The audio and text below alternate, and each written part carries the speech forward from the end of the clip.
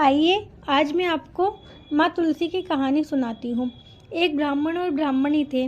उनकी कोई संतान नहीं थी। ब्राह्मण सुबह रोजाना नदी में स्नान करने जाता और घर आकर पूजा पाठ करता। एक दिन ब्राह्मण नदी पर गया, स्नान संध्या की, फिर जाने लगा तो पीछे से किसी ने आवाज़ दी, बाबा मैं भी आऊँ। ब्राह्मण ने पीछे मुड़कर देखा तो कोई नहीं था। ब्राह्मण फिर से चला और फिर से आवाज़ आई। उसने कहा कि कोई दिखता तो है नहीं, तो अगर कोई भूत प्रेत हो तो मत आना और कोई देव हो तो आ जाना। इतने में एक 5 वर्ष की कन्या आई और बोली, बाबा मैं आपके घर आऊं। उसने उसकी उंगली पकड़ी और उसको घर ले आया। घर आने पर उसकी पत्नी बोली, यह कन्या किसकी है? तो वह कन्या बोलती है, माँ मैं तेरी हूँ। उसने ब्राह्मण से पूछा कि क्या बात है। ब्राह्मण ने अपनी पत्नी को सारी बात सुनाई। उन दोनों ने उसको बेटी कहकर पुकारा। वे दोनों पति पत्नी खुश हुए और बोले कि इसका नाम क्या रखें। तो ब्राह्मण बोला, इसका नाम तुलसी रख देते हैं, यह हमारे आंगन की तुलसी है। अब तुलसी बड़ी हुई, खेलने कूदने लगी। माता पिता बहुत प्यार करते थे। वह बड़ी हुई तो शादी के योग्य हुई।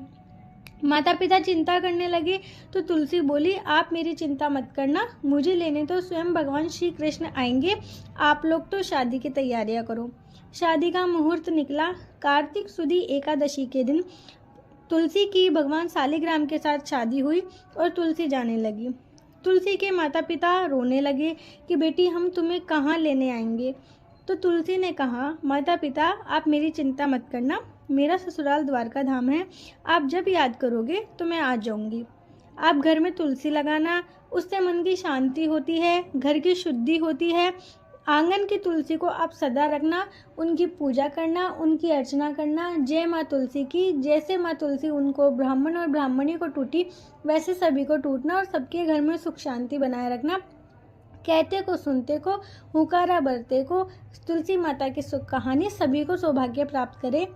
अगर आपको मेरे वीडियो अच्छे लगते हैं, कहानी अच्छी लगती है तो इनको शेयर करना ना भूलें और मेरे चैनल भजन कथा संग्रह को सब्सक्राइब करें। धन्यवाद।